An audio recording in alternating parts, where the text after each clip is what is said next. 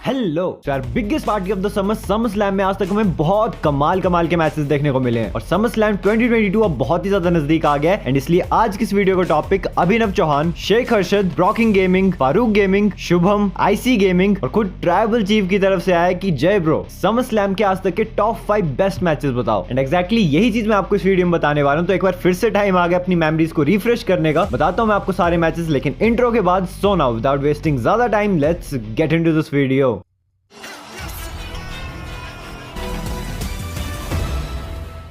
सो as always मैं आपको पहले क्लियर कर देता हूँ कि ये मेरी पर्सनल लिस्ट है, आपकी लिस्ट मुझसे डिफरेंट हो सकती है, तो टेंशन नहीं लेनी होती जिंदगी में। अब स्टार्ट कर लेते हैं मैच नंबर 5 से, जो कि हुआ था सेथ रॉलिंस वर्सेस जॉन सीना के बीच समर स्लैम 2015 में for the WWE and United states championship. अब यार इस मैच की स्टोरी तो इतनी मेमोरेबल नहीं है, लेकिन ये मैच अपने आप में बहुत ही ज्यादा मेमोरेबल था। दोनों ने बहुत ही कमाल का मैच डिलीवर किया और मैच में एंडिंग मोमेंट्स में हमें देखने को मिलता है कि जॉन सीना ए लगा देते हैं सेथ रॉलिंस पे, लेकिन जैसा कि हमें पता है WWE के रेफरी मतलब कागज के टुकड़े, तो रेफरी अपना ही मरा पड़ा होता है। तभी जॉन स्टुअर्ट्स आते हैं और उनकी दुश्मनी होती है सेथ रॉलिंस के साथ। तो सबको लगता है कि यार ये जॉन सीना की हेल्प करने वाले हैं, और सेथ रॉलिंस इतने बड़े हील थे उस टाइम पे, कोई नहीं चाहता था वो चैंपियन रहे, लोग इतने ज्यादा एक्साइटेड हो जाते हैं। लेकिन तभी जॉन स्टुअर्ट्स सेथ रॉलिंस को नहीं बल्कि जॉन सीना को अटैक कर देते हैं। फिर क्या था, चेयर रखते हैं, वो भाग जाते हैं, सेथ रॉलिंस पेडिग्री लगा देते हैं जॉन सीना को चेयर पे, रेफरी वापस आ जाता है मरते मरते, पिन कर देता है 1, 2 and 3 and Seth Rollins becomes the new WWE and United states champion. क्या दिमाग खराब हुआ था यार मेरा उस टाइम पे, पर हाँ मोमेंट बहुत ही कमाल की थी, इसलिए मेरी टॉप 5 लिस्ट में। मैच नंबर 4 की तरफ अब मैं चलता हूं, जो कि हुआ था the Undertaker versus the rated R superstar, my all time favourite superstar Edge के बीच समर स्लैम 2008 में एक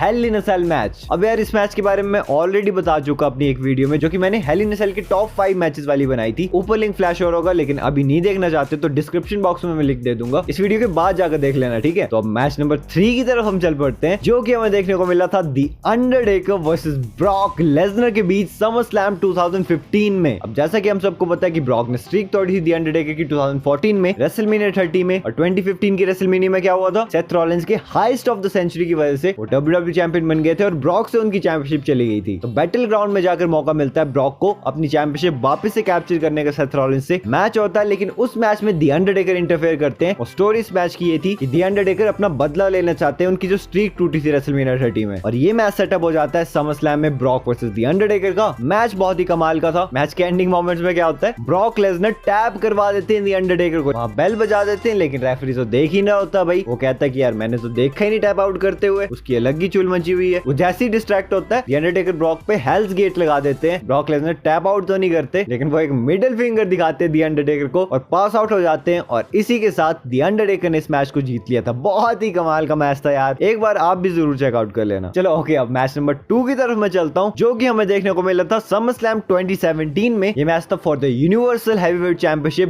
Brock Lesnar versus Braun Strowman versus Samoa Joe versus Roman Reigns, एक फैटल 4-वे मैच। अब यार ये तब की बात है कि ब्रॉक चैंपियनशिप हार ही नहीं रहे थे, वैसे ही कम अपीयर हो रहे थे WWE के शोज पे। मैं तो चाहता था कि यार उनसे चैंपियनशिप लुट जाए, क्योंकि यार फैटल 4-वे मैच है, किसी को भी पिन कर सकते हैं, ब्रॉक वीक भी नहीं दिखेंगे, चैंपियनशिप भी हार जाएंगे। और यार क्या कमाल का मैच है, मतलब एक सेकंड आपको नहीं मिलेगा, हर सेकंड में कुछ ना कुछ हो रहा है, कभी यहाँ पे कुछ चल रहा है, कभी रिंग साइड पे कुछ हो रहा है। हर एक सुपरस्टार को कमाल के स्पॉट्स दिए गए थे इस मैच में। एक टाइम पे ब्रॉक को अनाउंस टेबल पे फेंक देते हैं, उनके ऊपर अनाउंस टेबल फेंक देते हैं, ब्रॉक को स्ट्रेचर पे ले जाया जाता है, लेकिन मैच के एंडिंग मोमेंट्स में ब्रॉक वापस आ जाते हैं। वो शायद अभी मुझे याद नहीं आ रहा, लेकिन रोमन रेंस को शायद वो F5 लगाते हैं और पिन कर देते हैं 1, 2 and 3 and he retained his universal heavyweight championship. बहुत ही फास्ट पेस्ड मैच था और यार मजा ही आ गया इस मैच में। आपने भी देखा ही होगा, अगर देखा तो मुझे कमेंट्स में बताना, ठीक है। चलो अब at last one final match की तरफ मैं चलता हूँ, जो कि समर स्लैम में हुए मैचेस में मेरी लिस्ट में नंबर 1 पर है। This match is none other than CM Punk versus John Cena, जो कि हुआ था समर स्लैम 2011 में for the undisputed WWE championship. यार मे बी आप सोच रहे हो, अगर आपने WWE देखना लेट शुरू किया था, कि यार ये CM Punk वर्सेस जॉन सीना के पीछे क्यों पड़ा रहता है। यार बातें कुछ ऐसी पूछो कैसी, कि यार जैसा कि मैं कहता हूँ, pro wrestling is not about fights, it's all about moments. और ये जो स्टोरी लाइन थी जॉन सीना और CM Punk की, इस स्टोरी लाइन में मोमेंट्स ही मोमेंट्स से कैप्चर करने के लिए बहुत से अनस्क्रिप्टेड मोमेंट्स, बहुत से फोर्थ वॉल ब्रेक करने वाले मोमेंट्स एंड इस मैच की स्टोरी भी बहुत ही कमाल की थी। जैसा कि सीएम पंक ने प्रॉमिस किया था कि वो मनी इन द बैंक में चैंपियनशिप जीतने के बाद चले जाएंगे WWE से विद द WWE चैंपियनशिप, और वो बिल्कुल ऐसा ही करते हैं। तो WWE के पास उनकी चैंपियनशिप थी नहीं, तो वो दोबारा से टूर्नामेंट करवाते हैं WWE चैंपियनशिप के लिए। उस टूर्नामेंट को रे मिस्टीरियो जीत जाते हैं और मैं इतना ज्यादा खुश था यार उस टाइम पे कि रे मिस्टीरियो WWE चैंपियन बन गए। लेकिन उसी दिन WWE क्या करती है, सेम मंडे नाइट रॉ पे वो जॉन सीना के साथ मैच रख देते हैं रे मिस्टीरियो को WWE चैंपियनशिप के लिए मेन इवेंट में। और फिर क्या था, जॉन सीना ने हरा दिया रे मिस्टीरियो को, वो बन गया WWE चैंपियन। और तभी म्यूजिक हिट होता है सीएम पंक का, वो भी नया वाला कल्ट ऑफ पर्सनैलिटी, वो वापस आ जाते हैं। और अब 2-2 चैंपियनशिप हो गई थी WWE में, तो ये मैच हुआ था। इस मैच में ट्रिपल स्पेशल गेस्ट रेफरी थे। ये मैच भी हमें बहुत ही ज्यादा कमाल का देखने को मिलता है। और मैच के एंडिंग मोमेंट्स में सीएम पंक जीटीएस लगाते हैं जॉन सीना पे, पिन कर देते हैं उन्हें। हालांकि जॉन सीना की फीट रॉप पर होती है, लेकिन ट्रिपल एच उसे देखते नहीं है, पिन कर देते हैं 1, 2 and 3 and CM Punk becomes the undisputed WWE champion. लेकिन कहानी यही खत्म नहीं होती। अल्बर्टो डेल रियो उस टाइम पर होते हैं money in the bank holder, वो आ जाते हैं एक नए रेफरी को लेकर, सीएम पंक पर कैश इन कर लेते हैं और उसी सेम नाइट पर अल्बर्टो डेल रियो बन जाते हैं सीएम पंक को पिन करके न्यू अनडिस्प्यूटेड WWE चैंपियन। अबे यार इतना ज्यादा दिमाग खराब हुआ था यार उस टाइम पे। कहां मैं सोच रहा था जॉन सीना चैंपियन बनेंगे, वो तो बने नहीं। सीएम पंक जीत गए, लेकिन सीएम पंक भी चैंपियन नहीं रहे। अल्बर्टो डेल रियो यार चैंपियन बन गए, मतलब बेड़ा ही कर दिया था यार WWE ने उस टाइम पे स्टोरी लाइन को। ओके, तो यार यही थे वो सारे मैचेस जो कि मेरी पर्सनल लिस्ट में समरस्लैम की बेस्ट मैचेस है। आप अपनी लिस्ट में जो कमेंट्स में बताना। And as always